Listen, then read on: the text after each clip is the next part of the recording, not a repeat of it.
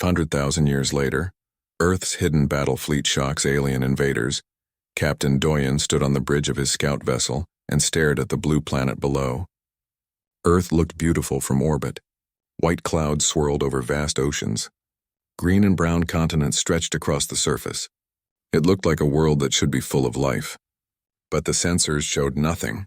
No cities, no lights, no radio signals, just silence. "Run another scan," Doyen said to his sensor officer. The officer pressed buttons on his console. "Same results, Captain. No artificial signals detected.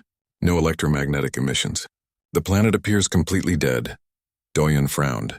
The Valkyrie Empire had controlled this solar system for 12,000 years. They had built mining stations on Mars. They had harvested asteroids. They had established military outposts on the outer planets. But Earth remained untouched. His superior said the planet was empty, abandoned, safe to colonize. Something about that story never felt right to Doyen. "Captain, Admiral Taman is calling," the communications officer announced. Doyen pressed the button to accept the call.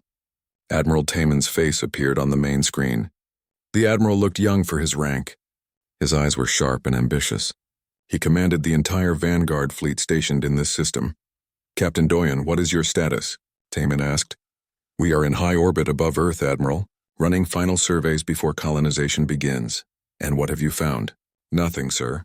The planet shows no signs of current habitation." "But—" Doyen hesitated, "but what?" "My sensor officer reports unusual energy signatures in the asteroid belt, and in the Kuiper belt beyond the outer planets.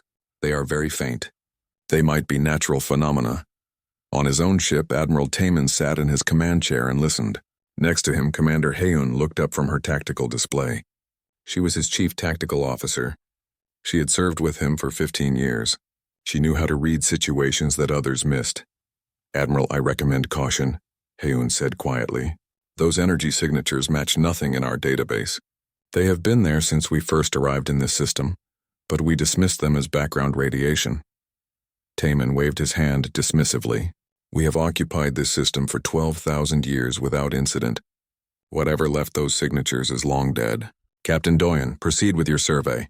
Cross the orbital threshold and begin atmospheric analysis." Doyen felt a cold sensation in his stomach. "Admiral, perhaps we should send a probe first." "That is an order, Captain." "Yes, sir." The communication ended. Doyen looked at his helmsman. "Take us down." Standard approach pattern. The scout vessel moved forward. It was a small ship. Only 40 crew members. It carried light weapons and powerful sensors. It was designed for exploration, not combat.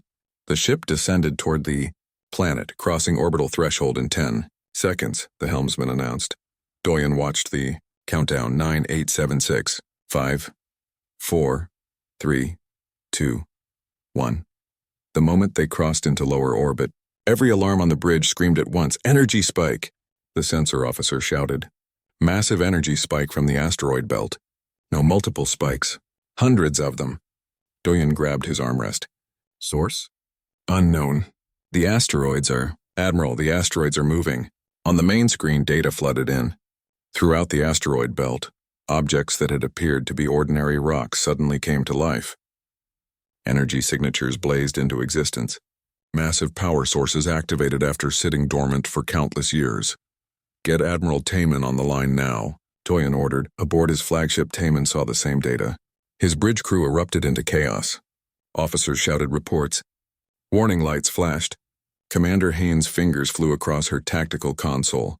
"Admiral, I am reading thousands of energy signatures activating across the entire solar system," Haines said, her voice tight with tension. "They have been hidden, camouflaged. I am detecting them in the asteroid belt, in the Kuiper belt, in the rings of Saturn, and in orbit around Jupiter." "What are they?" Taman demanded. I do not know. But the energy readings are impossible. These power sources are using technology we do not understand. And Admiral, she looked up at him with wide eyes, the readings indicate these systems are over 500,000 years old. They should not still function. Nothing works for that long. Taman felt something he rarely experienced. Fear. On the scout vessel, Doyen watched his screen in horror. The asteroids were changing. Rocks that had drifted in space for eons suddenly unfolded like flowers opening to the sun. Metal surfaces emerged from beneath layers of dust and ice. Massive objects revealed themselves. They were ships, warships bigger than anything the Velkari had ever built. "Captain, our systems are failing," the engineering officer reported. "Unknown interference. Our weapons are offline. Our engines are... We have lost engine control." The ship shuddered and stopped. It hung in space, completely helpless. "All frequencies," Doyen said. "Broadcast on all frequencies. Tell them we mean no harm. We will leave." The communications officer worked frantically. "Broadcasting now, Captain." For a long moment, nothing happened. The massive ships continued to emerge from their hiding places. Doyen counted them on his sensors. Dozens, hundreds, thousands. The entire solar system had been full of hidden warships, and the Velkari had never known. Then a message came. It was simple. Just one word on every frequency. "Withdraw." The voice was not organic. It was artificial, cold, precise. It spoke in the Velkari language, but the accent was strange. Ancient. "Respond," Doyen ordered. "Tell them we are withdrawing immediately." Before his communications officer could send a reply, 3 of the massive warships moved. They accelerated with impossible speed. One moment they were millions of kilometers away. The next moment they surrounded Doyen's small scout vessel. "Evasive action," Doyen shouted. "We cannot move, Captain." "We have no engine control." The nearest warship was enormous. It dwarfed Doyen's scout vessel like a whale next to a fish. Its hull was covered in strange patterns. Its weapons arrays contained technology that looked nothing like Velkari designs. It moved closer until it filled the entire forward view screen. Then it fired. The weapon was not an explosion. It was a beam of pure energy that passed through the scout vessel's shields as if they did not exist. The beam touched the hull and everything stopped. Every system on the bridge went dead. The lights went out. Life support went silent. For 5 terrible seconds, the crew floated in complete darkness and silence. Then everything came back online. "Damage report," Doyen gasped. "No damage, Captain," the engineering officer said, her voice shaking. They just scanned us. That weapon passed through our entire ship. It recorded everything. Our technology, our biology, our data files. They copied everything in our computers." Another message arrived. This one was longer. "Warning delivered. Departure required. Return will be fatal." Then the 3 massive warships moved away. They returned to their positions in the asteroid belt. And as Doyen watched, they began to fold back into their camouflage. Metal surfaces disappeared. Rock and ice formations covered them again. Within minutes, they looked like ordinary asteroids once more. But Doyen knew the truth now. They were not asteroids. They never had been. "Can we move?" he asked. "Engines are responding, Captain. We have minimal power. Get us out of here. Best possible speed back to Admiral Taman's position." The scout vessel limped away from Earth. Behind them, the blue planet hung in space, silent and beautiful. And deadly. On his flagship, Admiral Taman watched the scout vessels retreat. Commander Hayan was working on the sensor data they had collected. Her face was pale. "Admiral, the readings we received..."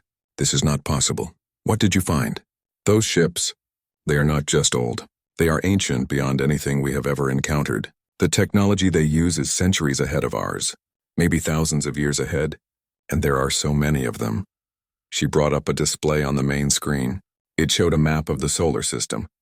Red dots marked the locations of every ship they had detected. There were thousands of red dots. "This is just what we can see," Hayon said quietly. "I believe there are more, many more, hidden in places our sensors cannot reach." Taman stared at the display. For 12,000 years, the Velkari Empire had occupied this system. They had sent ships through it. They had built stations. They had mined resources. And all that time, they had been surrounded by an ancient fleet of warships that had waited in silence, watching, waiting, until someone tried to touch Earth. "Send a message to High Command," Taman said. "Maximum priority.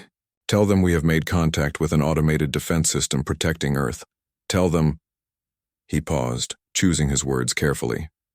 "Tell them we may have made a terrible mistake coming here." Grand Marshal Insu sat in his command chamber and listened to Admiral Taman's report. His face showed nothing but contempt. Behind him stood dozens of senior officers. They represented the military might of the Velkari Empire. They had conquered half the galaxy. They had crushed dozens of civilizations. They did not fear automated defense systems. You are telling me that ancient machines scared you away? Insu said. Through the quantum communication link, Taemin's image flickered slightly. Grand Marshal, these are not ordinary machines. They demonstrated technology far superior to ours. They disabled our scout vessel without damaging it. They scanned our systems completely. They knew exactly what we are and what we can do, and they let your scout vessel go, Insu said. Which means they are weak. They only threaten. They do not act. Sir, I respectfully disagree. I believe they let us go as a warning. They want us to leave voluntarily. Or what? They will attack? Insu laughed. It was a harsh sound. We have faced automated defenses before. On Kelsar Prime, on Thuvia, on a dozen other worlds. We always win. Machines cannot match living warriors who adapt and think. Commander Heyoon stepped forward on Taemin's ship. She appeared in the holographic transmission next to her admiral. Grand Marshal, permission to speak. Insu waved his hand. Speak. I have analyzed the data from our encounter. These machines are different from anything we have encountered before. They use power sources we cannot identify. Their weapons operate on principles we do not understand. And sir, the energy signatures indicate they have been operational for over 500,000 years. Impossible, one of Insu's senior officers said. Nothing lasts that long. The data does not lie, Heyoon replied. These systems have maintained full functionality for 500,000 years. That alone suggests a level of technology we cannot comprehend. Insu stood from his chair. He was a large man. He had fought in 40 campaigns. He had personally led troops in ground combat on 6 worlds. He had never retreated from battle. Here is what I comprehend, he said. The Velkari Empire has invested resources in this system for 12,000 years. We have mining operations. We have military installations. We have personnel stationed here. And now you want me to abandon all of that because of old machines? I want you to consider the possibility that we are facing something beyond our capabilities, Taemin said carefully. Nothing is beyond our capabilities. Insu turned to his officers. Prepare the Grand Fleet. We will show these machines what happens when they threaten the Velkari Empire. Sir, Taemin began, you have your orders, Admiral. You will provide tactical support when we arrive. That is all. The communication ended. Taemin stood on his bridge and felt a deep sense of dread. Next to him, Hin looked equally troubled. He is making a mistake, she said quietly. I know, Taemin replied, but he is the Grand Marshal. We follow orders. Hyun returned to her station. She could not shake the feeling that something terrible was about to happen. She pulled up the historical records about Earth. She wanted to understand what they were facing. The records were old, very old. They dated back to the first Velkari scouts who had discovered this system. She read through them carefully. Earth had once been home to a species called humans. They had built a technological civilization. They had colonized their solar system. They had sent probes to nearby stars. But then exactly 500,000 years ago they disappeared. Not died. Disappeared. Every human in the solar system vanished on the same day. Their cities remained. Their machines remained. Their orbital stations remained. But the humans themselves were simply gone. No bodies, no explanations. No signs of war or disaster or plague. The Velkari scouts who found Earth 200,000 years later reported something strange. The planet looked like its inhabitants had left only yesterday. Buildings stood intact. Technology sat ready to use. Food was still in storage. But it was all empty. The scouts searched everywhere. They found no clues. Eventually, they declared Earth abandoned and claimed it for the Empire. But Hyun found something else in the records. Something that had been classified. Buried in old files that most officers never read. 3 different Velkari expeditions had tried to establish permanent bases on Earth itself. Not in orbit, on the surface, all 3 expeditions vanished without a trace.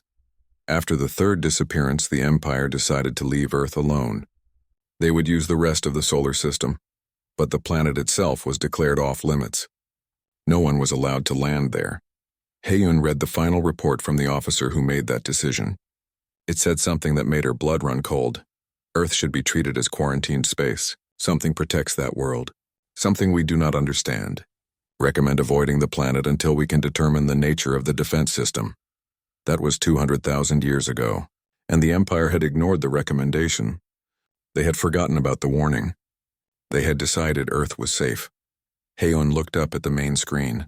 It showed a view of space where Earth orbited the sun.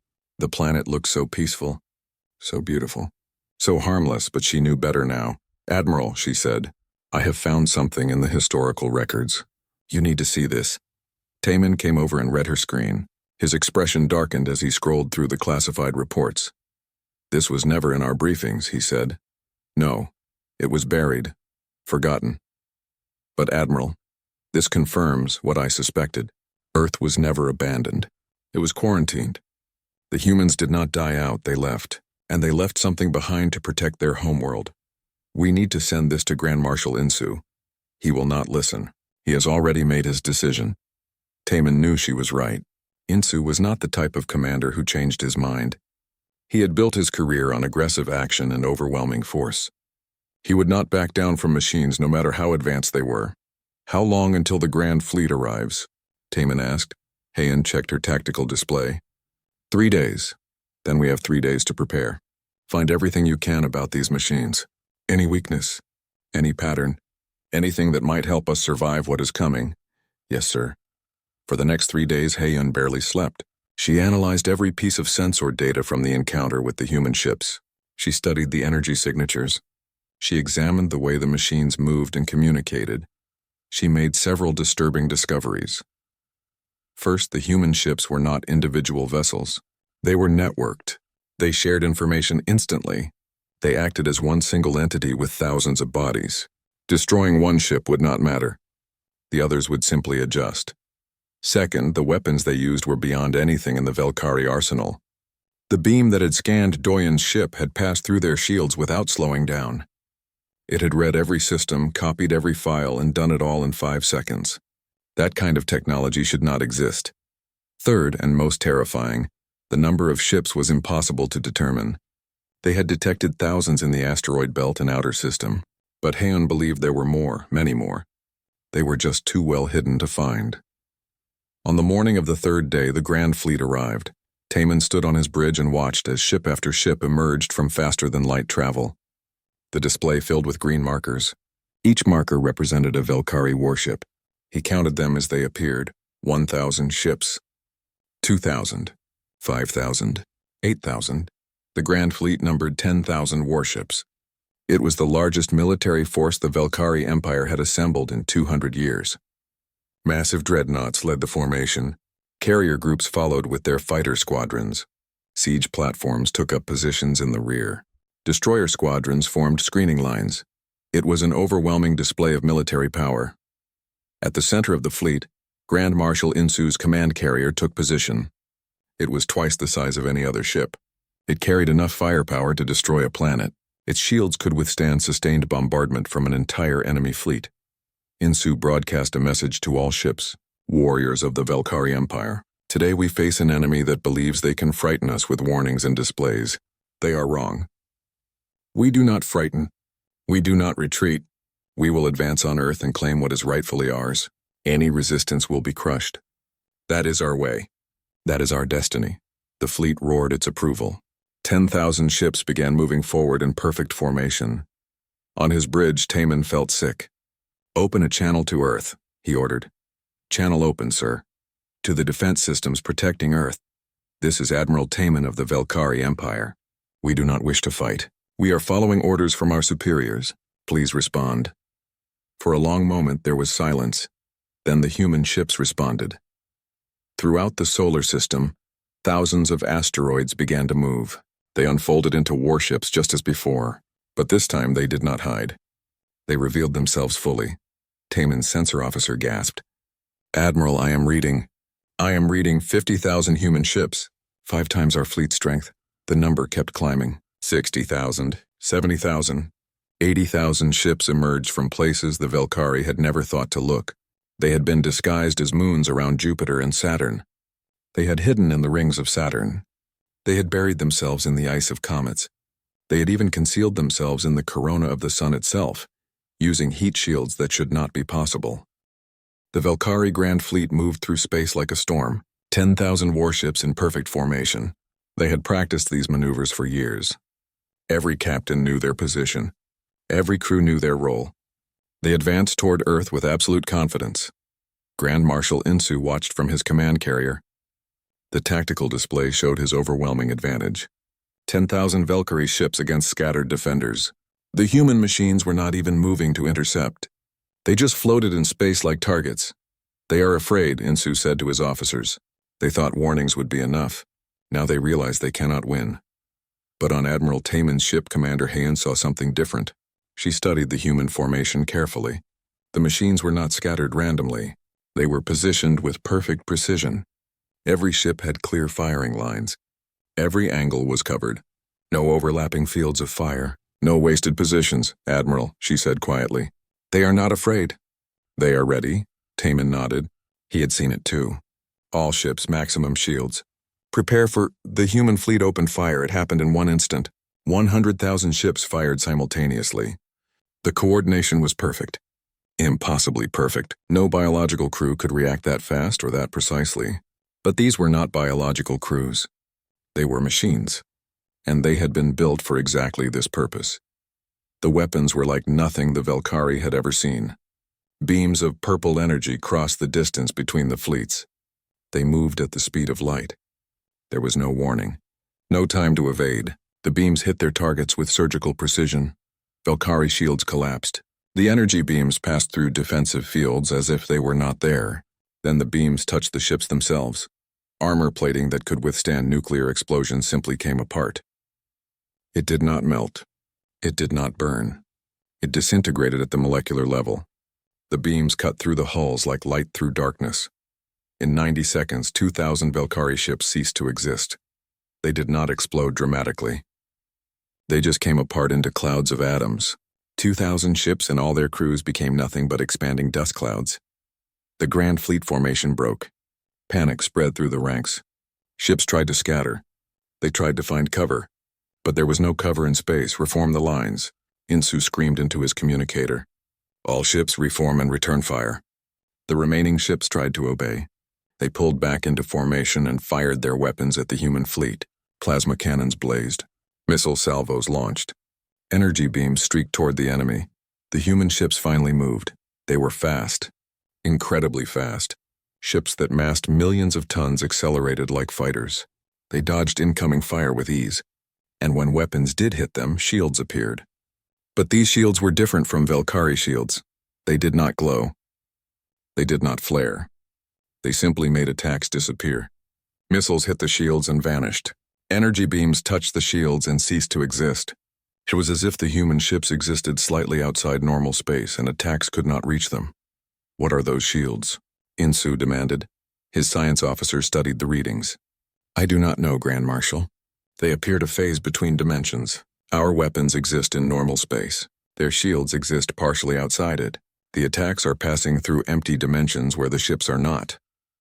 That is impossible. Yes, sir. It is impossible. But they are doing it anyway. The human fleet advanced. They did not rush. They moved with calm precision. They fired in waves, each wave perfectly timed. Each shot perfectly aimed. More Valkyrie ships died. 3,000. 4,000, 5,000. Taman watched the slaughter with growing horror. They are not fighting us, he said. They are eliminating us. Like a surgeon removing diseased tissue. Heian worked frantically at her console. She was analyzing the attack patterns. Admiral, I have found something. The human ships are not reacting to our movements. They are predicting them. What do you mean? Watch. She brought up a tactical replay. It showed a Valkyrie destroyer trying to evade. The ship's captain ordered a hard turn to starboard. But 3 seconds before the order was given, a human ship fired at where the destroyer would be. The Valkyrie ship turned directly into the beam and died. They are reading our tactical computers, Heian said. They know what orders we are going to give before we give them. They are calculating our actions 30 seconds in advance. Taman felt a chill run through him. Then we cannot fight them. No matter what we do, they already know our response. Yes, sir. Can we jam their sensors? Block their scanning? I do not think they are using sensors, Admiral. I think they are using probability calculations. They have so much data about our technology and tactics that they can simply predict what we will do. Like a chess master who can see 20 moves ahead. Insu's command carrier shuddered as a human weapon grazed its shields. The shields held, but barely. Red warning lights filled the bridge. Damage report. Insu shouted. Shields at 40%, Grand Marshal. That was a glancing hit. A direct hit would destroy us. Insu stared at his tactical display. Half his fleet was gone. 6,000 ships destroyed in less than 2 hours. The human fleet had barely been scratched. A few ships showed minor damage. Nothing serious. All ships concentrate fire on the nearest enemy vessel. Every ship. All weapons, now! 800 Velkari ships turned their weapons on a single human warship. It was one of the larger vessels. It looked ancient and powerful. Thousands of weapons fired at once. For a moment, it seemed to work. The human ship's shields flickered under the sustained barrage. Energy readings showed stress in their defensive systems. Then the ship split apart, but it did not die. It had split on purpose. The single large ship became 6 smaller ships. Each smaller ship had its own shields, its own weapons, its own independent thinking, and all 6 ships fired back. The Velkari formation that had targeted them disintegrated. 800 ships became expanding clouds of debris. They can separate and recombine, Heian said in a hollow voice. They are modular. We cannot even target them effectively. Insu's command carrier was trying to retreat now. The Grand Marshal had finally realized they could not win. But it was too late. A massive human ship appeared on his forward screen. It was enormous, easily 10 times the size of his command carrier. It had been hiding in the shadow of Mars. Now it moved toward them with terrible purpose. Evasive action, Insu ordered. We cannot, sir. Our faster-than-light drive is not responding. Something is jamming it. All across the battle space, Velkari ships tried to escape. They tried to activate their FTL drives and jump away. None of them worked. The human fleet was broadcasting some kind of field that prevented faster-than-light travel. They were trapped. The massive human ship broadcast a message. It came on all frequencies. It was not a threat. It was information. Data streams flooded into every Velkari computer. Heian watched as the information downloaded. Admiral, they are sending us their history. Images appeared on every screen in the fleet. They showed Earth as it had been 500,000 years ago. They showed human cities, human ships, human civilization at its peak. Then the images showed what happened next. Humanity had not died. They had evolved. They had developed technology that allowed them to transcend physical bodies. They had become beings of pure energy, beings that existed in higher dimensions, beings that no longer needed planets or ships or physical form, and they had left. But before they left, they built guardians. Automated fleets to protect their birth world, to keep Earth safe for the day when humanity's children might return, or for the day when humanity itself might return from its journey through higher dimensions. The Guardians had been waiting for 500,000 years. They did not need rest. They did not need maintenance. They were perfect machines built by beings who had mastered the laws of physics. A voice spoke. It was not human. It was the voice of an artificial intelligence. But it was not cold. It was calm, patient, ancient beyond measure. We are Earth's guardians. Humanity departed to pursue transcendence. This world is sacred. It is protected. All who threaten it will be eliminated. Images continued to flow. They showed 47 different alien species that had tried to conquer Earth over the past 500,000 years. Each species had been warned. Each species had ignored the warning. Each species had been destroyed. You were warned. You chose invasion. Now face judgment. The massive human ship's weapons charged. Energy readings spiked to levels that should not be possible. The ship was preparing to fire a weapon that could destroy Insu's command carrier in a single shot. But it did not fire. Instead, the voice spoke again. Humanity believed in second chances. We honor their values. Withdraw now. You will not be warned again. For a long moment, no one moved. The entire battlefield fell silent. Then Insu spoke. His voice was different now. The arrogance was gone. All ships, cease fire. Fall back to the outer system. The Velkari fleet retreated.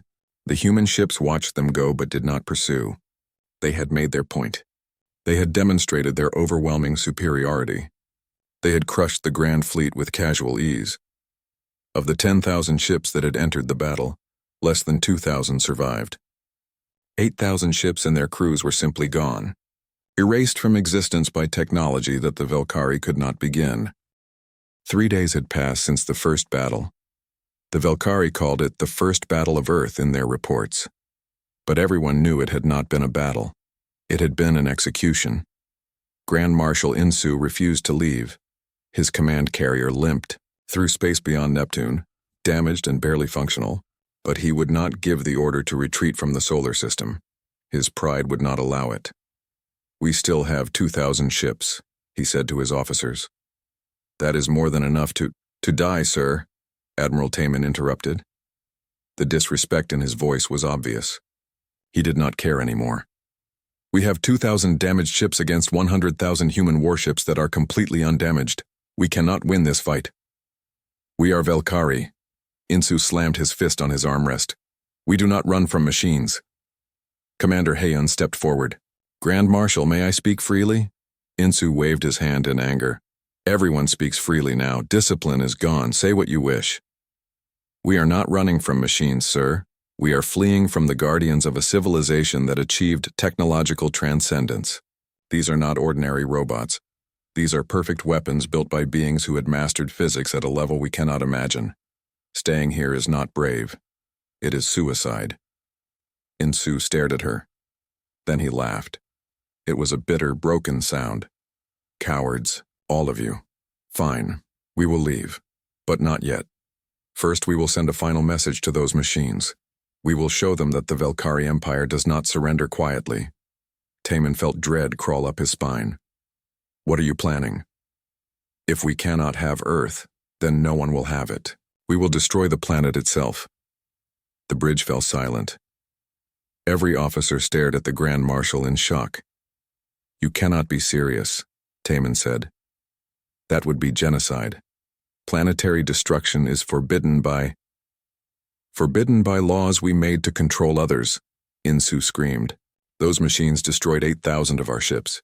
8,000. Do you understand how many Velkari died? Millions. Their families will never see them again. Their children are orphans. Their mates are alone. And you want me to just leave? No. We will make Earth pay." "Earth is empty," Heian said.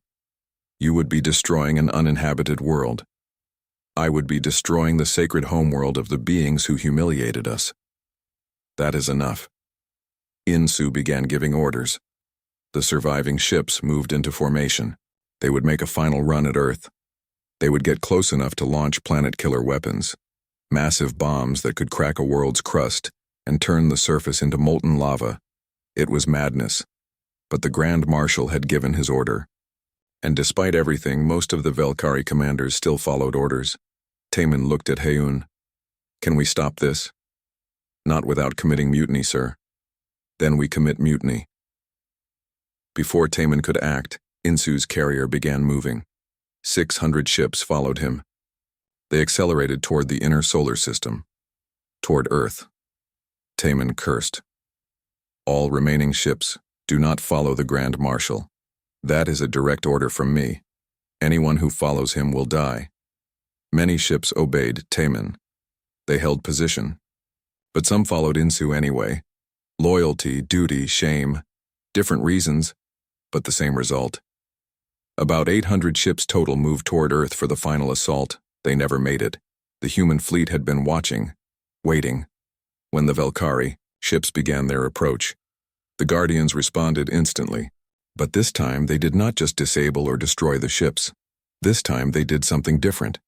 Human ships emerged from hiding places throughout the solar system. But they did not attack immediately. Instead, they surrounded the Velkari formation. They boxed them in from all sides. Escape was impossible. Then they began to hunt. It was not a battle. It was a demonstration. The human ships moved through the Velkari formation like predators through a herd. They picked off ships one at a time. Slowly, deliberately, they were teaching a lesson. Each Velkari ship that died was scanned first. The human guardians downloaded all data, all technology, all tactical information. They learned everything about Velkari military capabilities. Then they destroyed the ship with minimal force. Taman watched from his distant position. They are studying us. They want to know everything about our species, our technology, our tactics. Why? Heian asked. Because they are preparing. They think we might come back with more ships, so they are making sure they know exactly how to counter everything we have. It took 6 hours to destroy all 800 ships. The human fleet was not in a hurry. They moved with calm patience. They had all the time in the world. Grand Marshal Insu's command carrier was the last ship to die. The massive human warship that had spared him before now approached his vessel. It did not fire immediately. Instead, it sent another message. Second chances have limits. Humanity believed in forgiveness, but they also believed in justice. The weapon charged. Insu sat in his command chair and closed his eyes. He had led millions to their deaths because of his pride. Now he would pay the price. The beam fired. The command carrier vanished in a flash of light. Then the human fleet turned its attention to the remaining Velkari ships. The ones that had stayed with Taman. The ones that had refused to follow Insu's suicidal order. For a long moment, nothing happened. The human warships simply watched. Then a new message came. This one was directed specifically at Taman. Admiral Taman, you showed wisdom. You tried to stop unnecessary death. We acknowledge this. Taman stood on his bridge, hardly daring to breathe. Around him, his crew waited in terrified silence. The message continued. Your species has learned a lesson today, or you have not. We will offer you a final choice. A holographic display appeared on every Velkari ship. It showed 2 options, 2 paths forward. The first option was simple, complete annihilation. The human fleet would systematically hunt down and destroy every Velkari ship, station, and installation in the galaxy. Not just in this solar system, everywhere. The Guardians would send hunter fleets to every Velkari world and eliminate their entire civilization. The display showed detailed tactical plans for how this would be accomplished. The human fleet had already calculated the location of every major Velkari military base, every shipyard, every command center. They knew where the Velkari homeworld was located. They knew its defenses, and they showed exactly how they would crack those defenses and sterilize the planet. It would take them approximately 400 years to eliminate the entire Velkari Empire.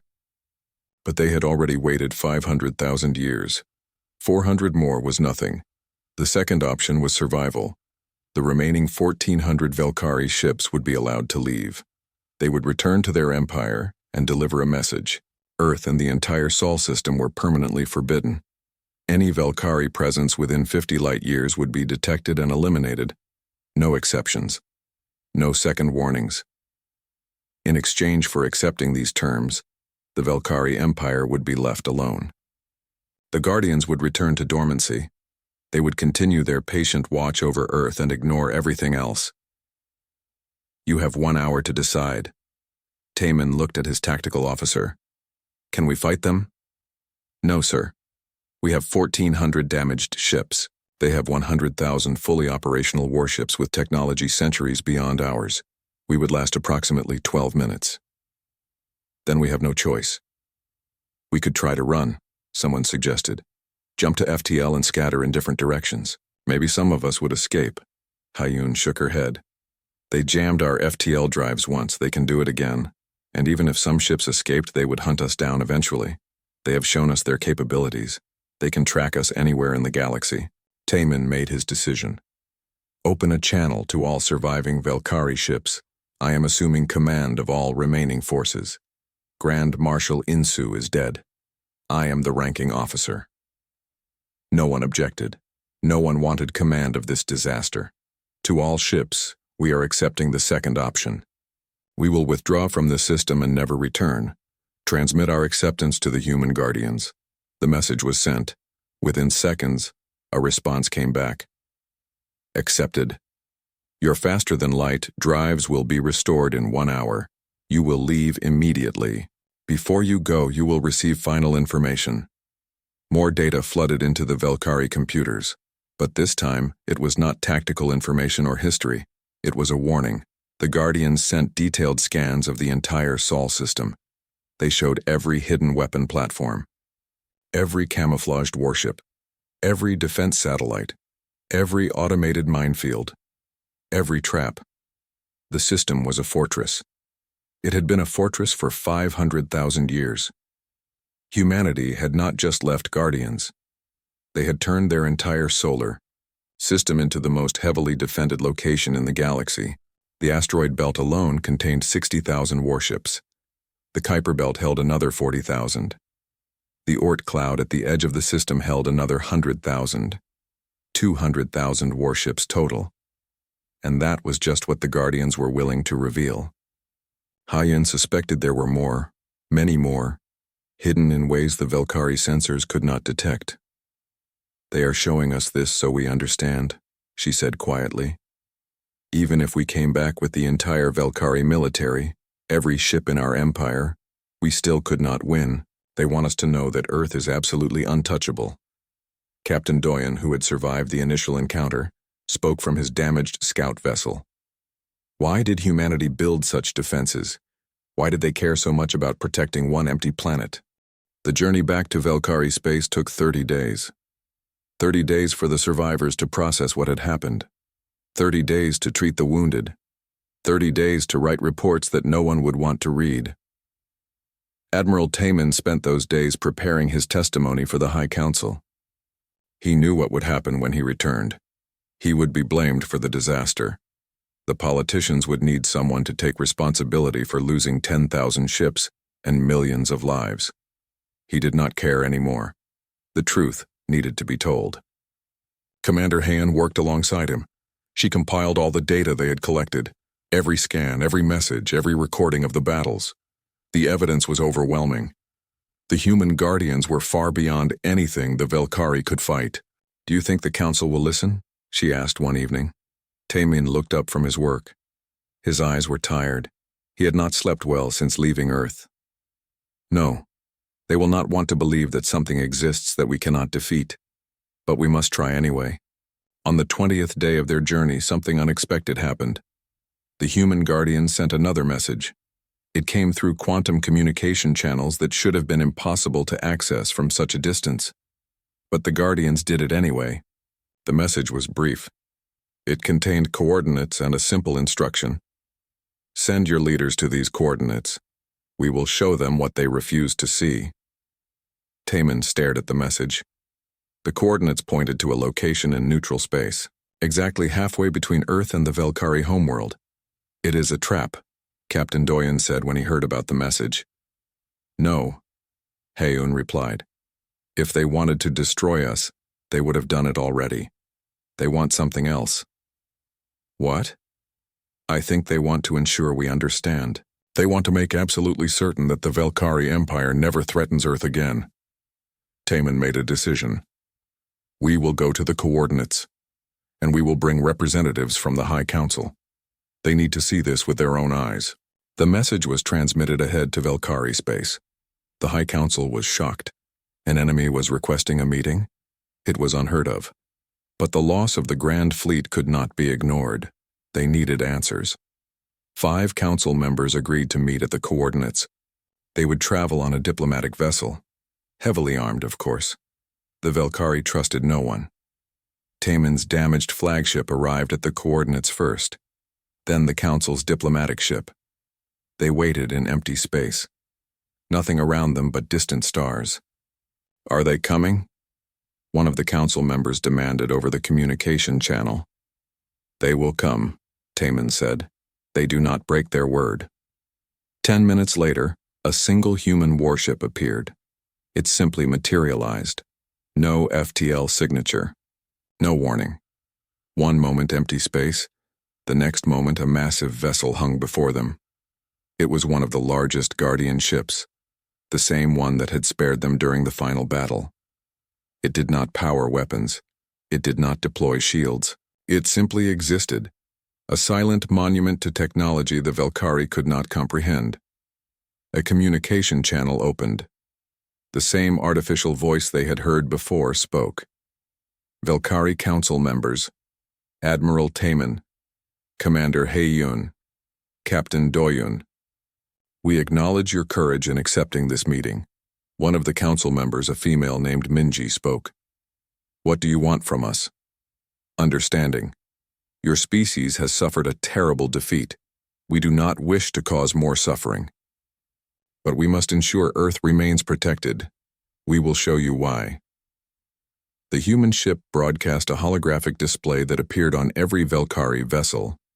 It showed Earth, but not Earth as it was now. Earth as it had been, 500,000 years ago. The display showed a thriving world. Billions of humans living in vast cities, space stations in orbit, ships traveling between planets, a civilization at its peak. Then the display showed what happened next, how humanity developed technology to upload consciousness, how they learned to exist as pure information, as energy, as beings that did not need bodies. The transformation was beautiful and terrible. Humanity did not die. They ascended. Every human on Earth and in the colonies voluntarily left their physical forms. They became something more, something that existed in higher dimensions. But before they left, they gathered on Earth one final time.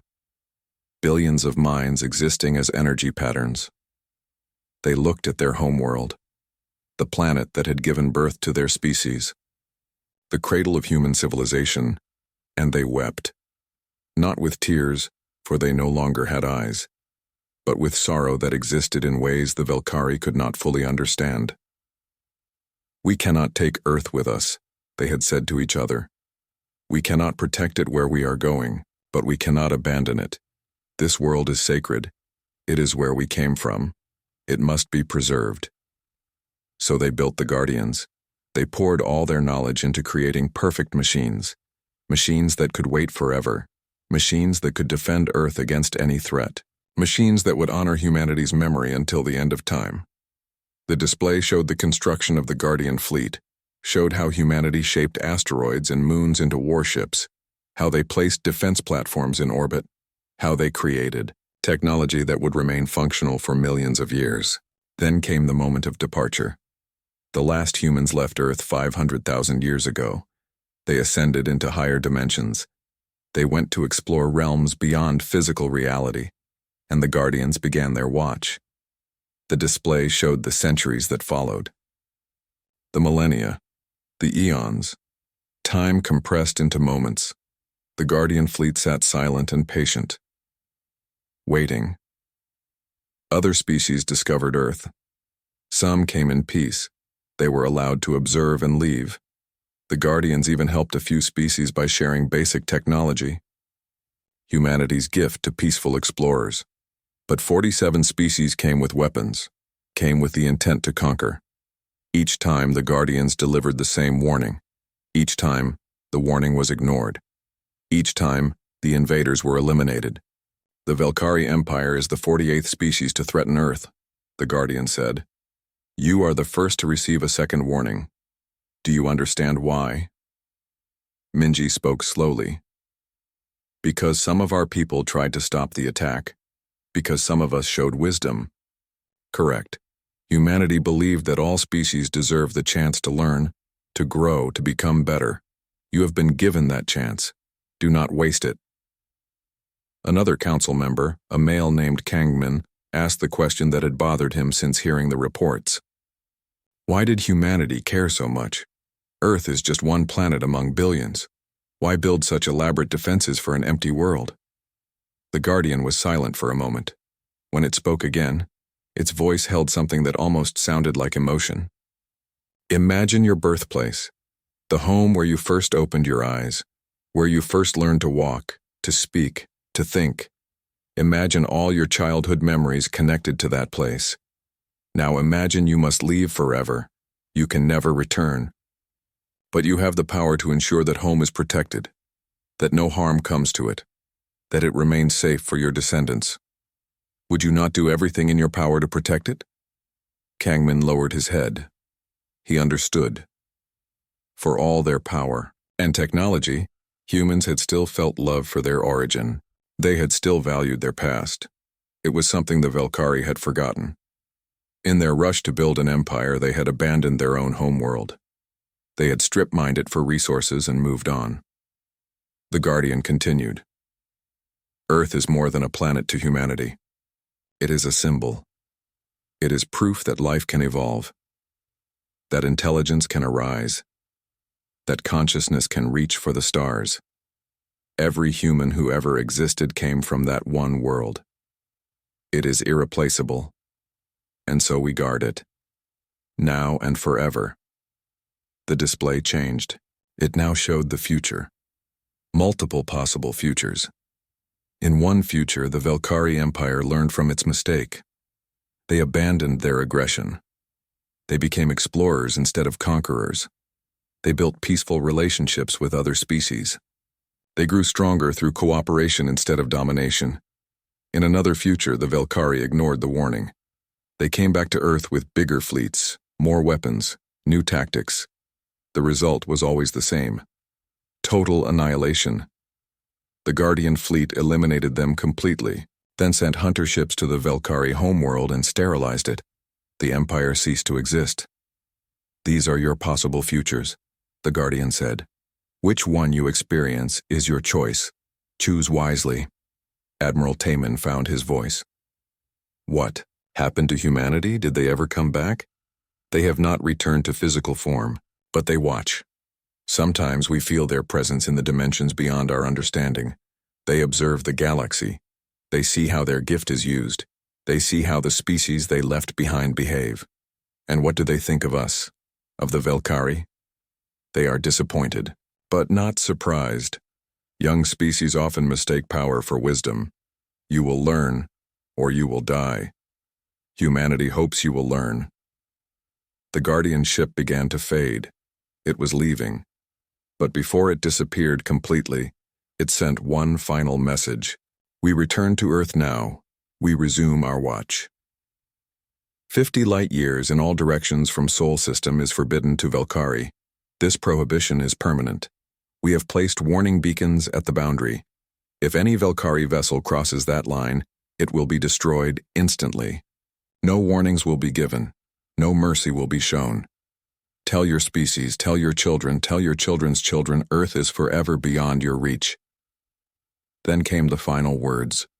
The words that would be remembered by every Velkari who survived the war.